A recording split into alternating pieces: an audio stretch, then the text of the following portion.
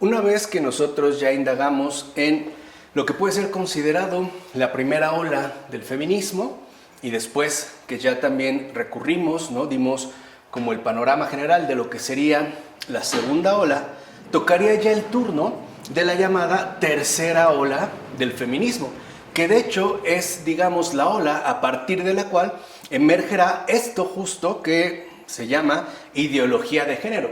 Pero antes de indagar en esta tercera ola del feminismo y por ende, digamos, es como el referente directo, aunque sus antecedentes son los que hemos venido exponiendo, antes de esto, cabe subrayar de entrada lo siguiente. Este tipo de feminismo, o sea, el feminismo que ya correspondería a la tercera ola, tiene una particularidad. Y es que este feminismo, ¿no?, el que vamos a indagar a partir de esta ocasión, ya no suele moverse en el terreno de las reformas políticas, como si lo hiciera el feminismo de la primera ola, es decir, el feminismo liberal. Y tampoco ya se mueve por, digamos, los referentes meramente económicos, como si se planteara en los términos del feminismo de corte marxista, con Kollontai, que tiene que ver todavía con una estructuración económica. En efecto, la tercera ola del feminismo es, para empezar, más compleja y su seña particular es que es ya muchísimo más radical. Esas es como los dos, digamos, las dos señas muy particulares de esta tercera ola del feminismo. Es algo más complejo, lo iremos viendo, y efectivamente ya asume una postura bastante radical, porque se adentra y hunde de lleno en el complejo campo de la cultura misma. O sea, ya para entender la ideología de género tenemos pues que remitirnos por completo al campo de la cultura misma. Para empezar esto, porque la liberación de la mujer, lo que se estaba planteando, digamos, desde el inicio, no se logró con las victorias alcanzadas en el terreno de los derechos civiles y públicos. Lo habíamos visto, ni en el caso del feminismo liberal, que tardó mucho, digamos, en hacer concesiones, ¿no?, a las exigencias que con todo derecho se estaban reclamando, ni en el marxismo comunista que se implantara en la ex Unión Soviética. O sea, no se alcanzó, pues, realmente lo que se pretendía. Entonces, la pregunta que ahora se planteó era la siguiente.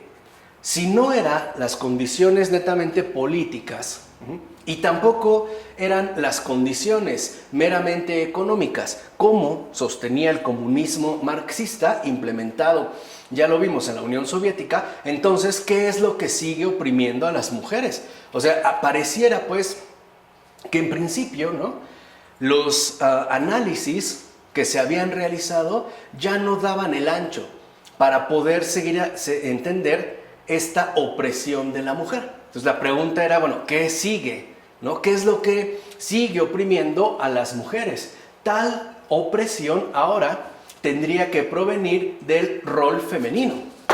Ahí es cuando ya se destaca, digamos, como el enfoque particular que de entrada va a asumir esta tercera ola del feminismo, porque se sostendrá que esta opresión proviene sobre todo del rol femenino. O sea, se identifica al propio rol femenino, o sea, el rol que han desempeñado las mujeres dentro de una sociedad y por ende, ¿no?, al interior de una cultura, lo que sería la fuente principal de esta opresión. O sea, los aspectos culturales que a final de cuentas son los que imponen reglas de comportamiento que serán asociadas al rol femenino.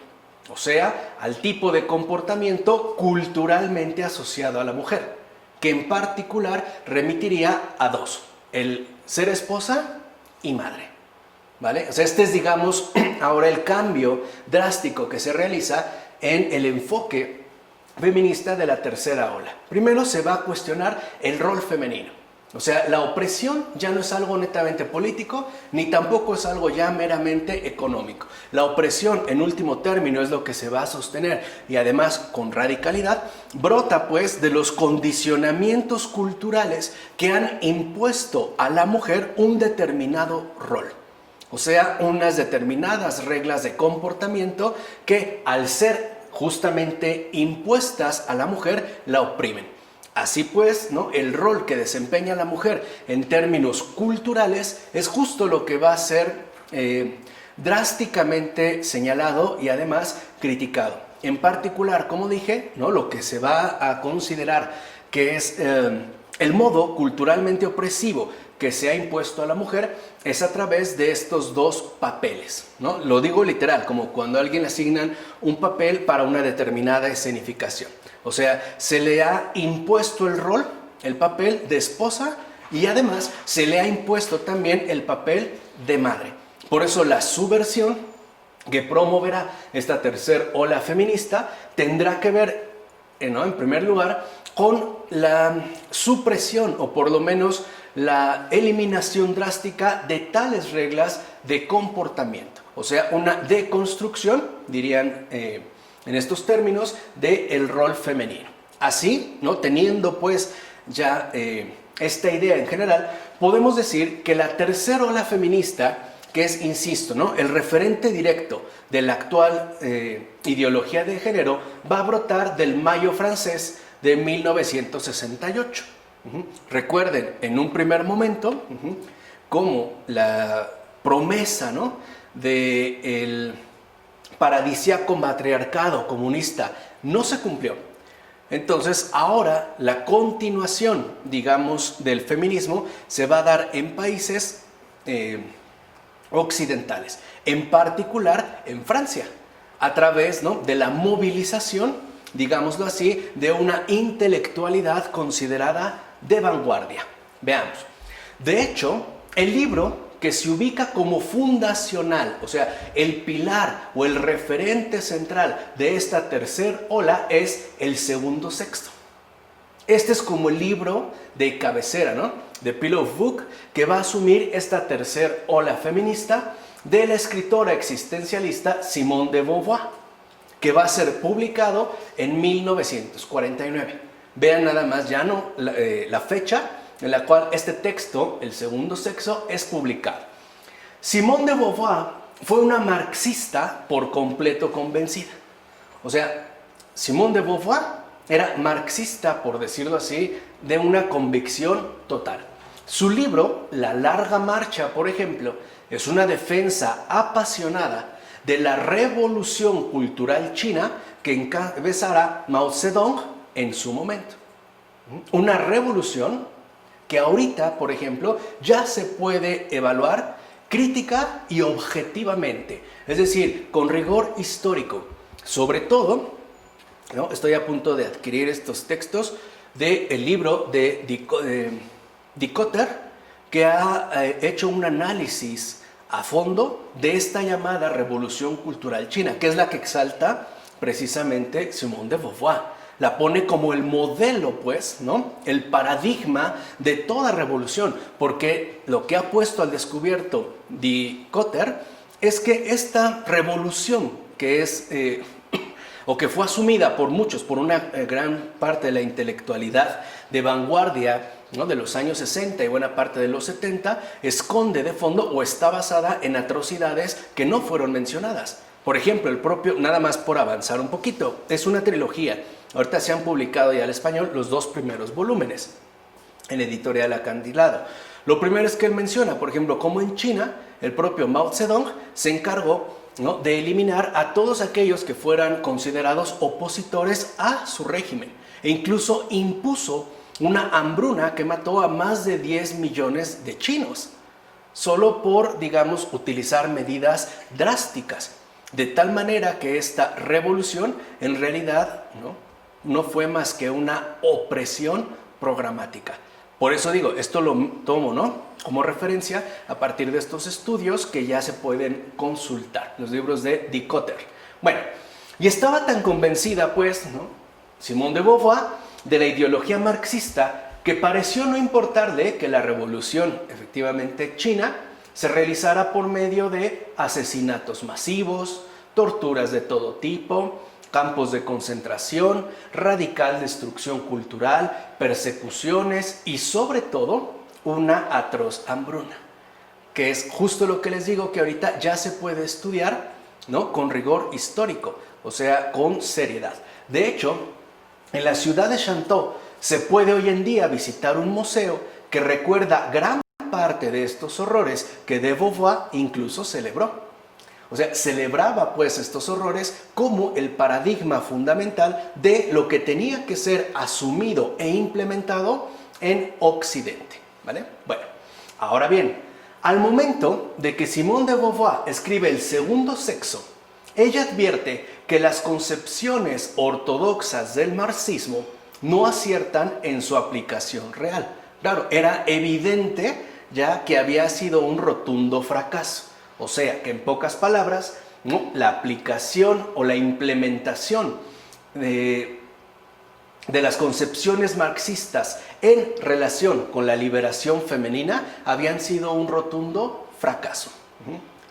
Y por ello, ¿no?, aquel ideal supuestamente maternal que fuera promovido por el estalinismo, ya explicamos por qué, no iba de la mano con las ideas de Simone de Beauvoir en tanto gran detractora de la maternidad. O sea, Simone de Beauvoir va a encabezar, digamos, esta tercera ola en tanto opositora, ¿no?, radical de la maternidad. Porque para de Beauvoir, aquí lo iremos viendo, ¿no?, en base a este texto mencionado, la maternidad es la forma quizá predominante de la opresión femenina. O sea, el ser madre es un rol culturalmente impuesto a la mujer. Por eso, acabar con la opresión femenina es acabar con este rol. O sea, en pocas palabras, acabar pues con la maternidad, ¿no?, entendida como un comportamiento culturalmente impuesto. Y como ya podemos intuir, esto llevará a de Beauvoir, en tanto detractora de la maternidad, a ser una gran promotora del aborto, ¿vale? Para que entiendan por dónde va, ¿vale? Cómo es que aquí ya se asume el perfil, pues, ¿no?, más directo de la llamada ideología de género. Bueno, por supuesto, dirá de Beauvoir, ¿no?, el problema económico es importante. Recuerden, es una marxista convencida, en tanto condición necesaria, pero afirma ella que resulta insuficiente. Y aquí es precisamente donde esta escritora va a dar el gran paso. Por eso se va a considerar este libro, El segundo sexo, como el libro de cabecera del feminismo de esta tercera ola. Porque lo que va a mencionar de Beauvoir, o lo que va a hacer, es poner en primer plano la necesidad ya de un rotundo cambio cultural. O sea, un cambio profundo al nivel de las costumbres, de las creencias y por supuesto de la moral. O sea, aquí en El segundo sexo, el propósito pues que guía la argumentación de Simone de Beauvoir es hacer propaganda e incluso, digamos, promocionar, ¿no?, un cambio rotundo a nivel cultural. Y según de Beauvoir, para que este cambio rotundo a nivel cultural se realice, se tienen que llevar a cabo al mismo tiempo transformaciones drásticas al nivel de las costumbres. O sea, hay que subvertir, ¿no?, los comportamientos. Y además hay también, ¿no?, que transformar drásticamente las creencias, lo cual remitiría entonces a una subversión punzante del propio campo de la moral, ¿vale? Hacia allá, pues, es a donde se va a dirigir. Entonces, naturalmente, Simone de Beauvoir solo tiene críticas para la sociedad occidental y capitalista. Les dije, para ella, ¿no?, las atrocidades de China no existen. E incluso podrían ser justificadas en nombre de una revolución cultural. O sea, ella se va a dirigir estrictamente a la sociedad occidental, que además se vincula, ¿no?, directamente con una sociedad capitalista. Es más, a lo largo, y esto es llamativo, de sus más de 1000 páginas, no es un libro breve, es un libro voluminoso, ¿no?, a lo largo de sus más de 1000 páginas, El segundo sexo no hace ni una sola referencia a la opresión de las mujeres que fuera realmente padecida bajo el régimen comunista. O sea, de entrada aquí no hay una seriedad, incluso en los planteamientos, ¿no? No se contemplan pues las condiciones reales. Y ojo, esto ya nos hace, ¿no?, darnos cuenta de uno de los elementos fundamentales de toda ideología: la mutilación de la realidad. O sea, para la ideología lo importante es enfatizar una perspectiva, una determinada perspectiva, de tal manera que aquello que ponga en entredicho lo que se defiende o se sostiene, simple y sencillamente sea omitido. O sea, en gran medida, ¿no?, la colonización ideológica avanza por omisión, o sea, omitiendo aquello que pues, la contraviene, o simple y sencillamente la pone en entredicho. O sea, por eso para ella es como si ahí no hubiera sucedido nada. Claro, es evidente que fracasó, entonces habrá que buscar otro modelo. ¿Dónde lo cree encontrar ella? Dijimos, en China, ¿no? Pero se va a centrar en la sociedad occidental. Incluso llega a predecir, según ella, y claro, hoy ya sabemos fallidamente que bajo el régimen comunista la liberación de la mujer estaría asegurada. O sea, dice, ¿no?, cuando llegue, según su predicción, el dominio, ¿no?, absoluto del régimen comunista, entonces, ipso facto, o sea, de inmediato, la liberación de la mujer quedará asegurada. Mientras tanto, no. O sea, por decirlo en términos distintos. En el momento en el que se acabe la sociedad occidental capitalista, en ese momento, y solo hasta entonces, será posible acceder a la liberación de la mujer. De otro modo, no. O sea, lo único que aseguraría la liberación femenina es el régimen comunista. O sea, la abolición de la sociedad occidental capitalista. Bueno, como quiera que sea, ¿no?, independientemente, digamos, de estas referencias que se están haciendo, la tesis central de Simone de Beauvoir en el segundo sexo es la siguiente.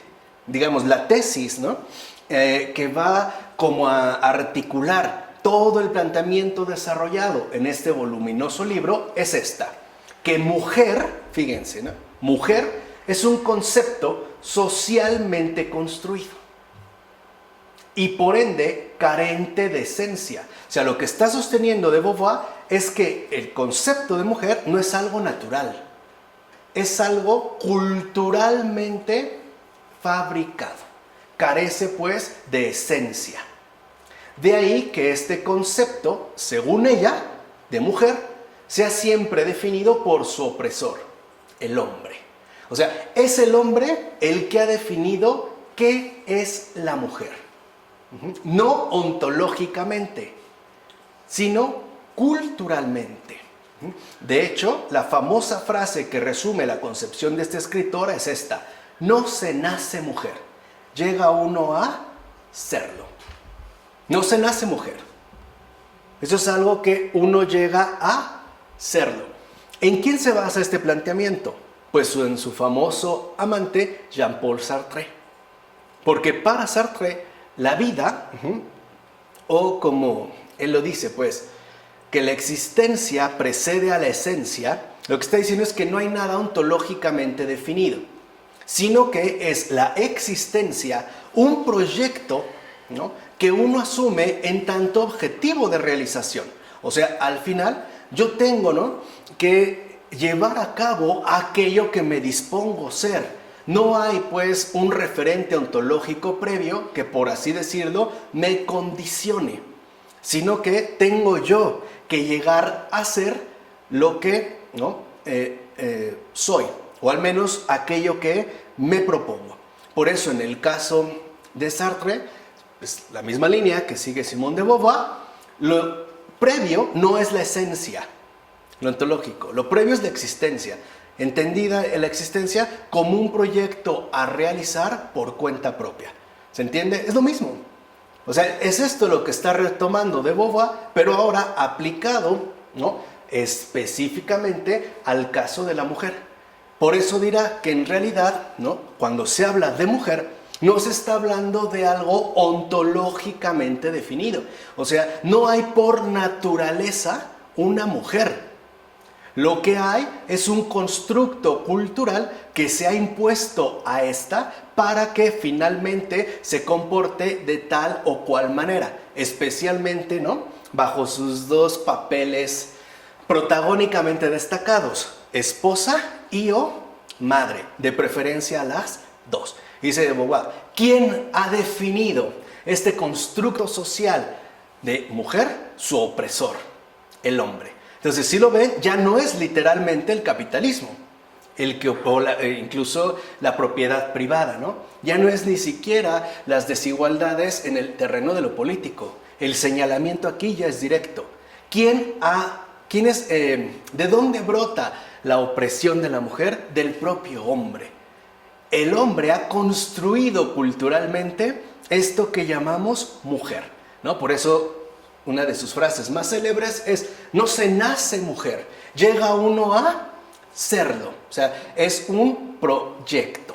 Bueno, así pues, la tarea de la mujer como género, fíjense, es la que ya empieza a hablar, ¿no?, de la mujer como género, entiéndase por género, un constructo culturalmente fabricado, según de Beauvoir, por el opresor hombre, ¿no?, que pretende liberarse, consiste en romper precisamente con ese concepto cultural de mujer, justo para poder recuperar una presunta identidad perdida.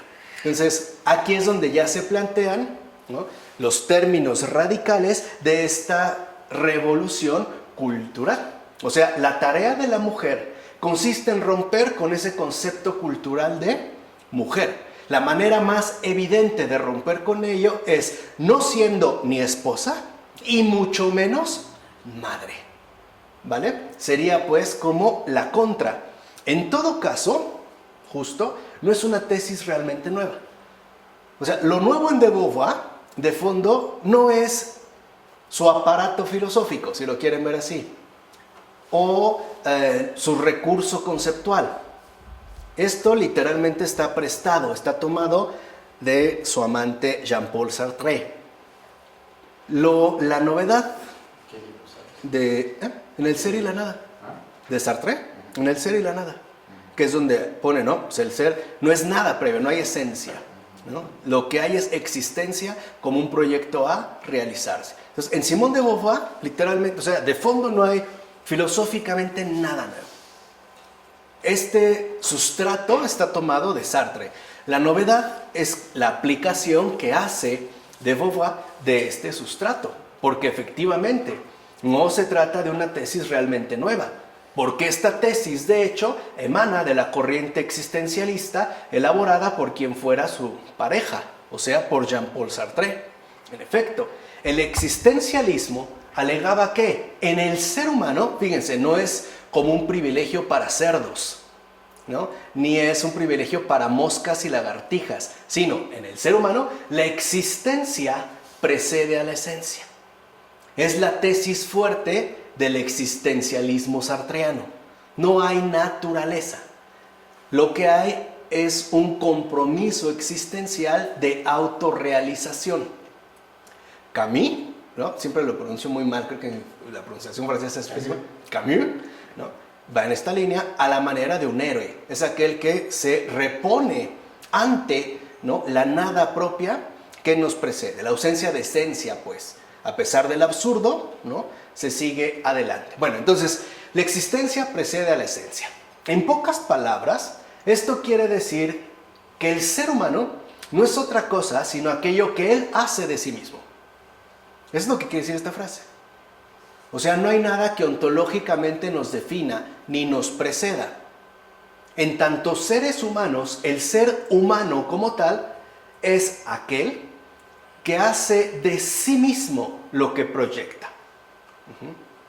En consecuencia, el existencialismo va a sostener que no existe algo así como una naturaleza humana, sino que todo es resultado de uno mismo y de los procesos históricos que envuelven el devenir de las sociedades. O sea, para el existencialismo no hay una naturaleza, una esencia, un ser que nos preceda. Lo que hay es existencia, asumido en términos de autorrealización, que es lo que yo les había comentado. Entonces, por ejemplo, yo literalmente, no existo a menos que asuma drásticamente el proyecto de autorrealizarme, hacer de mí lo que yo quiero, sin que nadie ni nada intervenga. Por eso, en gran medida, por ejemplo, el existencialismo de Sartre será ateo, o se considerará ateo, porque ahora se trata de recrearme a mí mismo, en la manera en la que yo lo defina. Solo así alcanzaré el estatus de existente, mientras no. O sea, la existencia precede a la esencia. ¿Tiene materialismo también? ¿Ah? ¿Hay materialismo? Sí, pueden intervenir, digamos, un cierto materialismo, en tanto a lo mejor las condiciones que me rodean en términos materiales para llevar a cabo esta realización. Pero en el caso del existencialismo, digamos, todo remite a uno mismo. Es lo que decido hacer de mí. Y además, por mí, ¿no? Ese es como el planteamiento. Bueno, esto, lo que ahora vemos es que es retomado por de Beauvoir y aplicado a la opresión femenina. Para poder explicar la génesis de la opresión femenina, de Beauvoir va a ofrecer una explicación histórica y antropológica de la mujer. Fíjense, siguiendo los mismos pasos que Engels. O sea, hablando de un supuesto referente histórico y antropológico que sirva como base para la posterior teorización. Entonces, de Beauvoir va a ofrecer una explicación histórica y antropológica de la mujer que a final de cuentas se retrotrae a las primeras formas remotas de comunidad del ser humano, igual que Engels.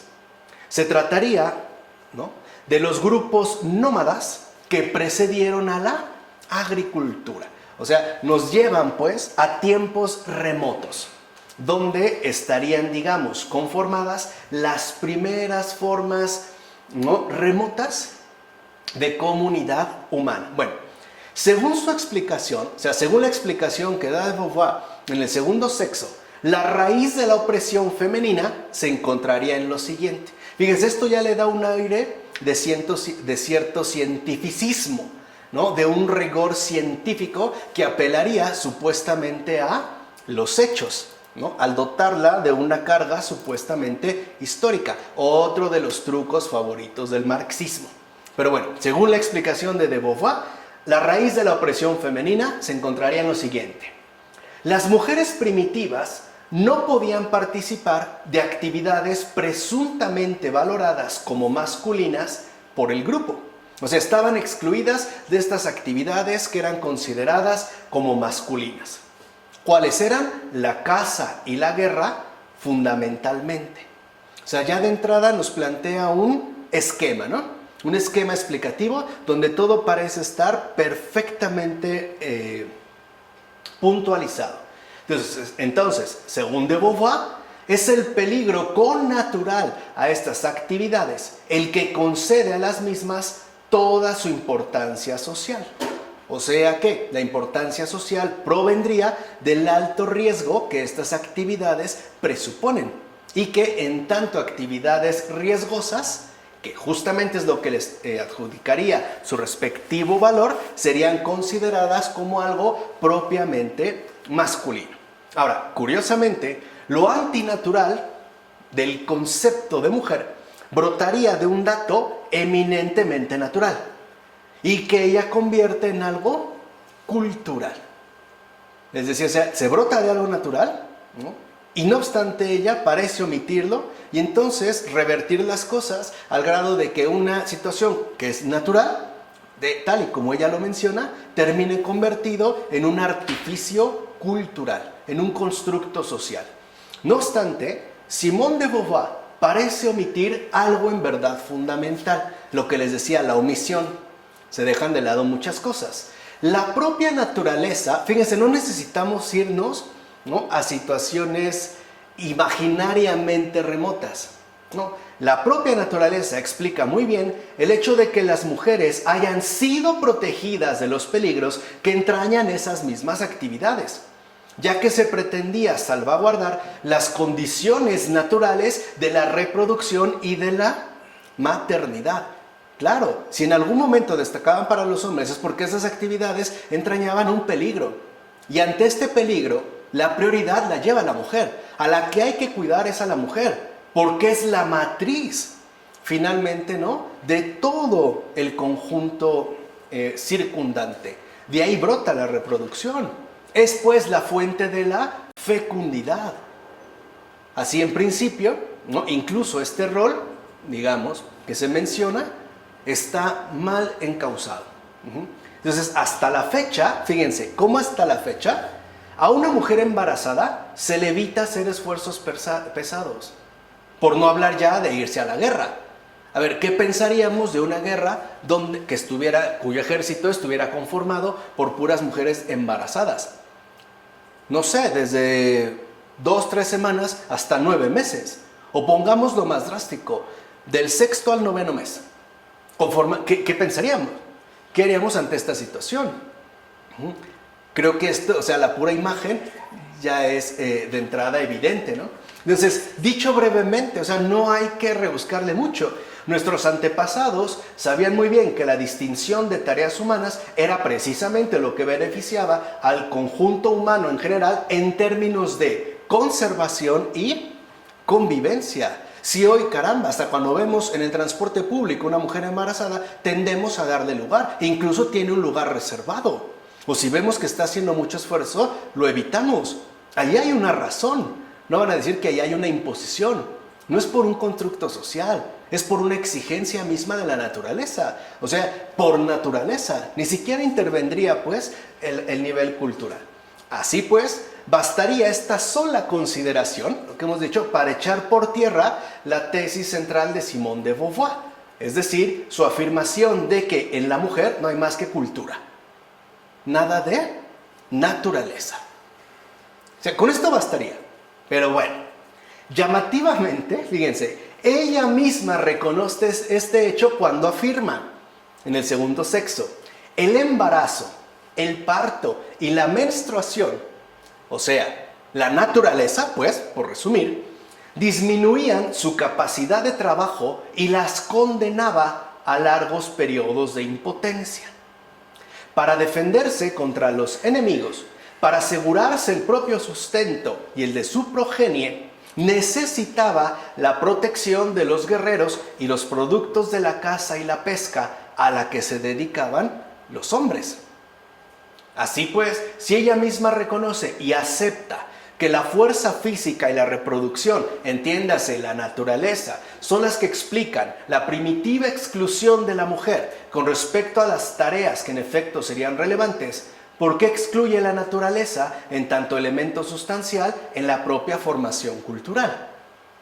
Hay una inconsecuencia, incluso digamos, hay una falla de principios. Si el principio es la naturaleza, ¿por qué después efectivamente la va a excluir? En tanto, ¿no?, digamos, como elemento sustancial de nuestra respectiva dimensión cultural. La naturaleza, en efecto, no puede ser dejada de lado al momento de abordar la condición de la mujer. No se puede pasar por alto. Algo que, dicho sea de paso, Agustín Laje no menciona, pero nosotros podemos hacerlo. Edith Stein dejó muy en claro. Por favor, pueden leer estos textos, ¿no?, que se han compilado, escritos por Edith Stein, que se titulan así, La mujer. Ella fue una gran feminista.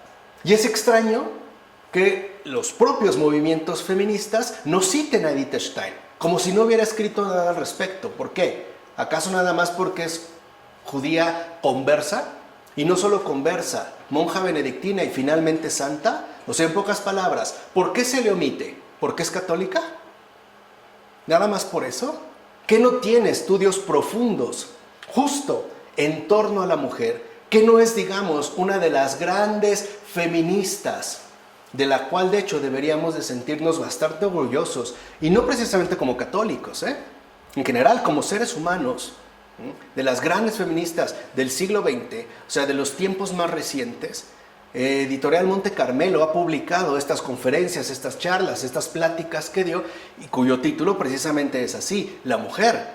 Y fue un tema que ella mantuvo desde el principio, incluso que lo tuvo muy presente a lo largo de toda su vida. O sea, si hay alguien que se considere realmente feminista, también debe de conocer la obra feminista de Edith Stein. Ok, no digamos ya que lea sus textos místicos, estoy de acuerdo, pero por lo menos que lea con seriedad, con objetividad, o sea, con un propio compromiso femenino, o sea, con fidelidad a la verdad, los textos de Edith Stein.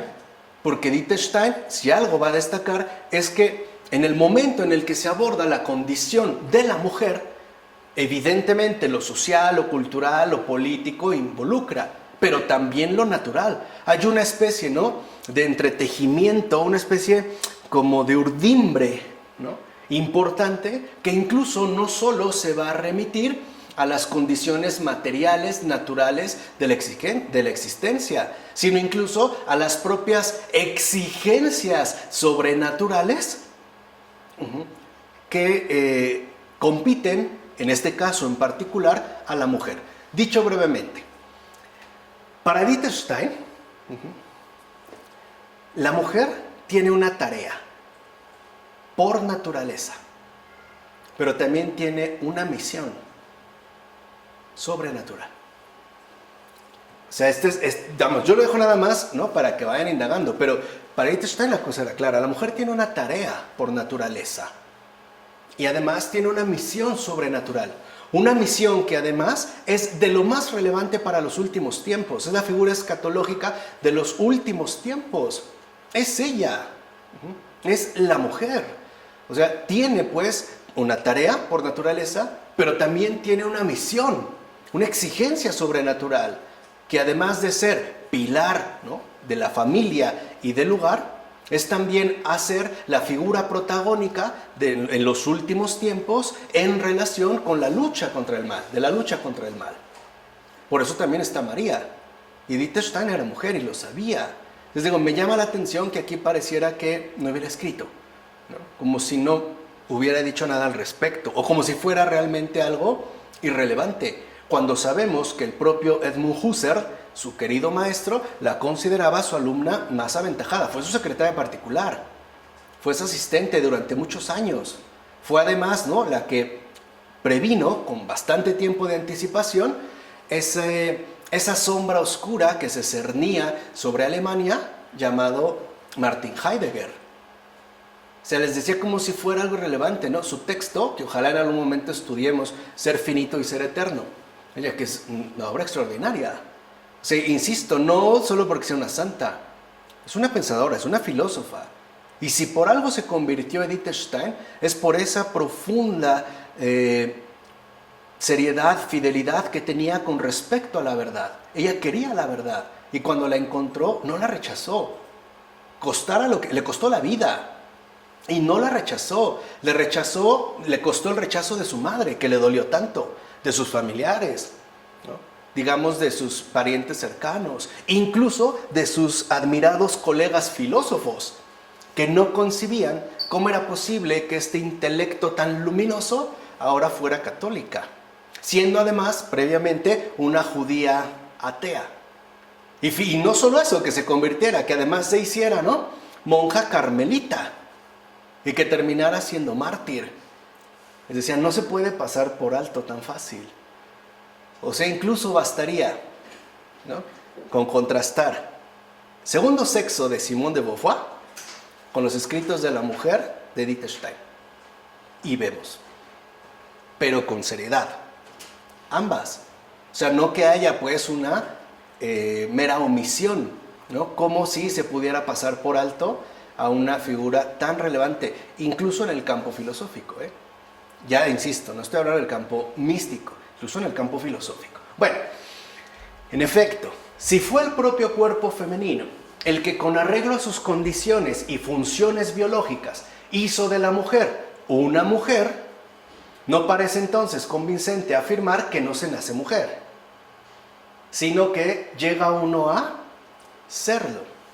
De fondo, la tesis de Simone de Beauvoir, lo mismo que las tesis de su pareja Jean-Paul Sartre descansan en la plácida anestesia que aporta la contradicción. Claro, hay una contradicción, anestesia, ¿no?, las exigencias de intelección, y parece que podemos seguir adelante como si nada pasara. Pues bien, según de Beauvoir, el prestigio del hombre se deriva de que las actividades que le son propias encuentran su trascendencia en el hecho del peligro, lo que habíamos comentado hace un momento. Dirá Simone de Beauvoir, para aumentar el prestigio de la horda, del clan al que pertenece, el guerrero pone en juego su propia existencia. La peor maldición que pesa sobre la mujer es hallarse excluida de esas expediciones guerreras. No es dando la vida, sino arriesgando la propia, como el hombre se eleva sobre el animal. Y aquí olvida la autora otro peligro connatural a la propia mujer, la maternidad. Este peligro estaba ciertamente acentuado en tiempos pasados. Recordemos que las muertes por parto eran realmente frecuentes y sumamente elevadas. O sea, como si la maternidad no fuera, ¿no?, un riesgo o algo que pone en riesgo la vida de manera drástica. Nosotros ya sabemos que cada embarazo pone en riesgo la vida de la madre, la vida de la mujer. Un riesgo que, por cierto, los hombres nunca podremos correr. Y no es porque sea una ventaja, es una desventaja en términos de exigencia, ¿no?, en términos de entrega, en términos pues de compromiso, ¿no?, como si fuera una actividad que evidentemente no valiera la pena, ¿no?, como si solo fuera pues las actividades que dentro del perfil marxista destacarían, una especie de actividades, ¿no?, en el campo material, que además tendrían que ver con un cierto tipo de producción, no necesariamente material, pero al menos sí social, como si no hubiera, insisto, otras realidades más evidentes que contienen precisamente sus propios riesgos. Bueno, así pues, si es el riesgo ofrecido al grupo el que da sentido al prestigio del hombre, ¿acaso no puede decirse que hay también altísimos riesgos en maternidad, en tanto actividad más específicamente femenina? ¿Por qué eso no se toma en cuenta? O sea, les digo, ¿por qué se habla dentro del plano, pues, del materialismo histórico? ¿Qué pasa con las exigencias propias de la naturaleza, además de la naturaleza femenina? Entonces, el problema es que Simone de Beauvoir considera que nada de lo que es biológico, o sea, natural, es propio de la mujer. Y por ende, no entra a formar parte de la actividad existencial en tanto proyecto vital. O sea, esto finalmente no importa, no cuenta, no tiene relevancia. Lo que importa, les decía, es este proyecto vital de autorrealización. Como decía Simone de Beauvoir, una no nace mujer, llega uno a serlo. O sea, no hay nada, pues, ¿no? La existencia precede a la esencia. Bueno, a final de cuentas, y esto hay que dejarlo muy claro, no es que Simone de Beauvoir omita la naturaleza, no, es que más bien la repudia. Esa es una cosa distinta. O sea, una cosa es omitirla, ok, se me pasó, y otra cosa es, pues, despreciarla, repudiar la naturaleza femenina como tal. Y ante tal repudio, lo único que encuentra disponible para desplegar sus respectivas tesis es la cultura. O sea, si repudio la naturaleza femenina como tal, o sea, lo que soy, entonces, ¿qué otro ámbito me queda disponible si no es la propia naturaleza? Una de dos, o me mato, o definitivamente recurro a otro ámbito para explicar, por ejemplo, mi repudio, mi inconformidad, mi desprecio, ¿no? El desprecio de lo que soy por naturaleza. ¿Qué campo le queda disponible? La cultura. Algo que, por cierto, también parecía moverse en el mismo siglo XX, un poco antes que Simone de Beauvoir, pero no en Francia, en Austria. Otto Weininger, poco comentado, que escribe un libro que se llama Sexo y Carácter, que vale la pena leer, de verdad, es bien interesante, este libro de Sexo y Carácter, de Otto Weininger, porque él era judío, y además era homosexual. Y en su libro como tal, lo que él defiende en esta línea, ¿no?, digamos, de lo natural, es que el homosexual es una perversión, tal cual.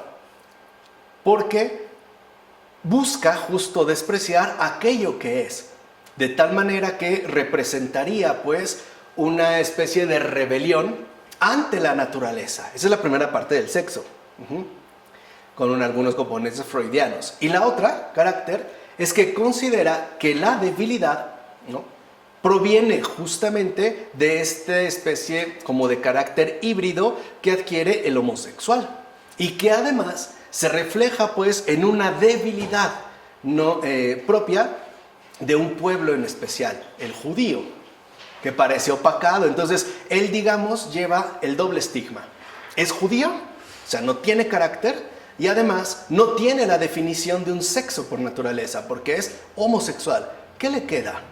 Pues el suicidio. ¿Qué hizo? Darse un balazo en el corazón.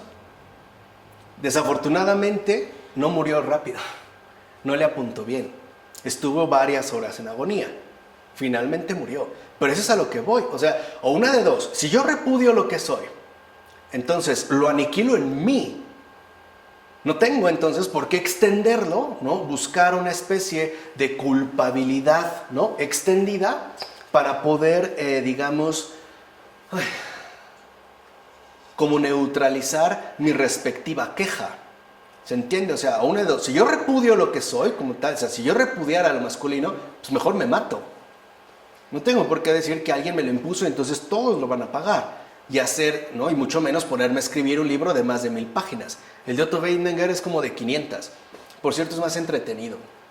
No sé si es más sano, pero más entretenido seguro. Seguro que el segundo sexo. Bueno, de ahí que, como ella misma decreta, vean lo que dice Simone de Beauvoir: engendrar, amamantar, no constituyen actividades. Vean la diferencia. O sea, ser mujer, pues, ¿no?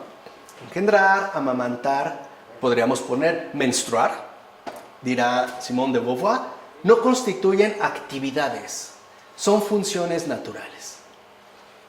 Así como, ¿no? Ningún proyecto los afecta, o sea, ningún deseo de autorrealización. Por eso la mujer no encuentra en ello el motivo de una altiva afirmación de su existencia, sino que sufre pasivamente su destino biológico. Lo único que queda, pues, es rebelarse contra la propia naturaleza. Ese va a ser mi proyecto como mujer. Ahora, ¿no?, ¿qué le queda a la mujer? Rebelarse contra su propia naturaleza. ¿Se entiende? O sea, ¿se entiende ahora a dónde va este punto? O sea, rebelarse contra el engendrar. En lugar de engendrar, ¿qué? Pues abortar. En lugar de amamantar, no amamantar, etcétera. O sea, incluso, ¿no?, atentar contra su propia naturaleza, ¿no? Ya no, digamos, repudiar lo que se manifiesta evidentemente como algo natural y entonces irnos, ¿no?, al proyecto de actividades propias en tanto autorrealización. O sea, ya no se tiene que sufrir pasivamente el destino biológico. O sea, no tenemos que sufrir nuestra naturaleza. Tenemos más bien, ¿no?, que llevar a cabo una actividad que nos afirme en términos no de naturaleza, en términos de existencia. Ahora, veamos. Es curioso que quien habla así nunca engendrara ni amamantara. Además, o sea, alguien que no sufrió pasivamente su destino biológico. Esto es llamativo, ¿no? Es como los que hablaban muy mal de los campos de concentración y en especial eran los que no habían estado ahí. Esto también es llamativo, o sea, es curioso. O sea, primero, ¿de dónde saca, pues, Simone de Beauvoir que el hecho de traer una nueva vida al mundo no equivalga a quedar afectada vitalmente? Incluso podemos decir que es una afectación vital de por vida.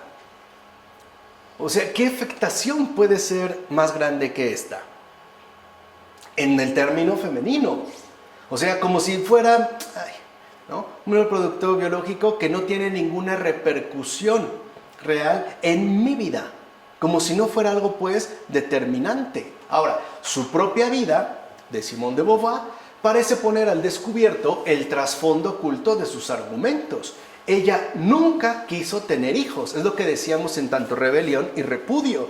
Ella nunca quiso tener hijos, pero sí que decidió matarlos en su vientre. O sea, la concepción no es algo que yo realizo, pero sí su asesinato. ¿Se entiende? O sea, la creación, pues, un ser vivo no es algo que yo realizo. Pero sí puede quedar en mis manos el matarlo. Al menos, ¿no?, la decisión de hacerlo. ¿Y dónde lo voy a realizar? ¿Dónde se va a cometer ese asesinato? Pues en el propio vientre. Es lo que ocurría en el caso del suicidio, ¿no? Como uno no se ha creado a sí mismo, pues uno se destruye a sí mismo en su propio cuerpo, ¿no? Entonces, así pues, es raro que para Simone de Beauvoir dar vida, quedar embarazada y parir, no sea un proyecto vital. O sea, una verdadera actividad. Mientras que matar por medio del aborto sí lo sea. O sea, aquí se ve parte, ¿no?, de esta subversión que se está fomentando. O sea, el embarazo es un padecimiento biológico, el aborto no. El aborto es una actividad subversiva. ¿Se entiende? O sea, matar por medio del aborto es una actividad de autorrealización. Es algo, pues, que sí, ¿no?, yo puedo afirmar, o que más bien me lleva a autoafirmarme. Quedar embarazada no, como si fuera algo netamente pasivo. Y además, insisto, cuyas repercusiones no fueran serias y drásticas en términos vitales, insisto, hasta el último de los días. Bueno, de hecho, ella misma promovió un autoritarismo en relación al aborto, tal y como dejó en claro en un diálogo sostenido en 1975. Vean la fecha. Vean lo que dijo en esta declaración. Simone de Beauvoir dice: no se debería permitir a ninguna mujer que se quedara en casa para criar a sus hijos. La sociedad tendría que ser completamente distinta. Las mujeres no deberían tener esa opción. Precisamente porque si existe tal opción, demasiadas mujeres la van a tomar. Parece como hasta tonto, ¿no? No hay que darles eso porque, claro, a eso se sienten llamadas. O sea, digamos que es el llamado de su naturaleza. No, pues hay que cuartear, ¿no?, literalmente, ¿no?, a la naturaleza para entonces promoverlos, ¿no?, los asuntos en términos de cultura. O sea, se debe de imponer, pues, a las mujeres estar fuera, no tener hijos, etc. Porque si esto se permite, pues demasiadas mujeres lo van a querer, ¿no? Bueno, o sea que todas las mujeres deben entonces adoptar las opciones que Simone de Beauvoir ordena. O sea que para que una mujer pueda haber realizado su proyecto vital, debe evitar por completo la maternidad.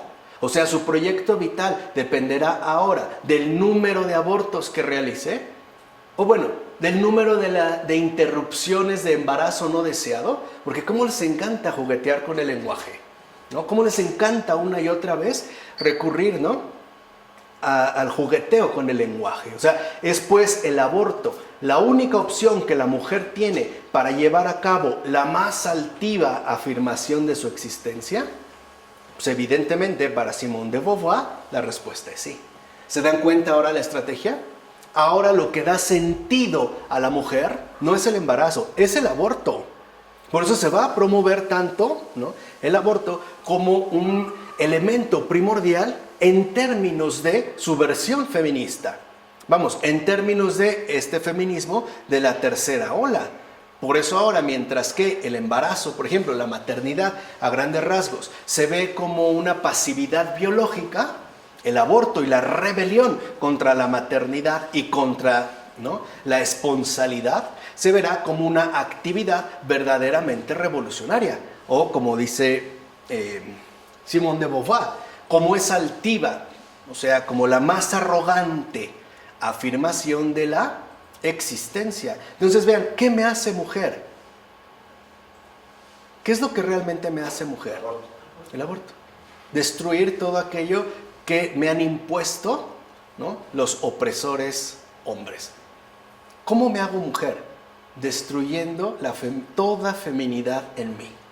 Por eso después, vean de dónde viene. Veremos ya que en los últimos momentos, por eso hay muchas gentes, ¿no? O muchas mujeres que se mueven dentro del ámbito del feminismo radical, de la ideología de género, y que van a atentar contra cualquier tipo de feminidad. Por ejemplo, nada de belleza ni de cosméticos. Al contrario, ahora hay que manifestar fealdad. Por ejemplo, mucho vello en las axilas, en el cuerpo, etcétera, etcétera, etcétera. Allá va. O sea, digamos, ¿cómo me realizo? Pues atentando contra mí mismo, ¿no? O sea, yendo contra la naturaleza. Bueno, como quiera que sea, con tal planteamiento iniciaron los primeros esbozos de la llamada ideología de género. Así iniciaron los primeros esbozos de esta llamada ideología de género. En efecto, la distinción, esto es muy importante para entender esto que se llama ideología de género, ¿no? La distinción entre sexo y género aparece claramente resaltada en el libro de Simone de Beauvoir. Por eso va a ser tomada como un referente fundamental, ya que, fíjense, el sexo, al ser un dato natural, no tendrá ningún tipo ya de relevancia, mientras que el género, al ser algo culturalmente social, lo será todo. ¿Se entiende? O sea, ahora se va a negar por completo el sexo, la naturaleza, lo originario, para darle paso, o darle todo el peso más bien, a el género, entendido como algo culturalmente construido, o sea, algo socialmente impuesto. Por eso ya no se va a hablar de naturaleza. Se va a hablar pues de, ¿no? Digamos, del marco sociocultural. Por eso se va a buscar crear una sociedad completamente distinta. O sea, una sociedad que ya no esté basada en el sexo, entiéndase, en la naturaleza, sino una sociedad que esté, ¿no?, orientada por completo hacia el género, o sea, hacia lo culturalmente dado. ¿Vale? Aquí ya están los primeros esbozos. O sea, dicho de otra manera, pues,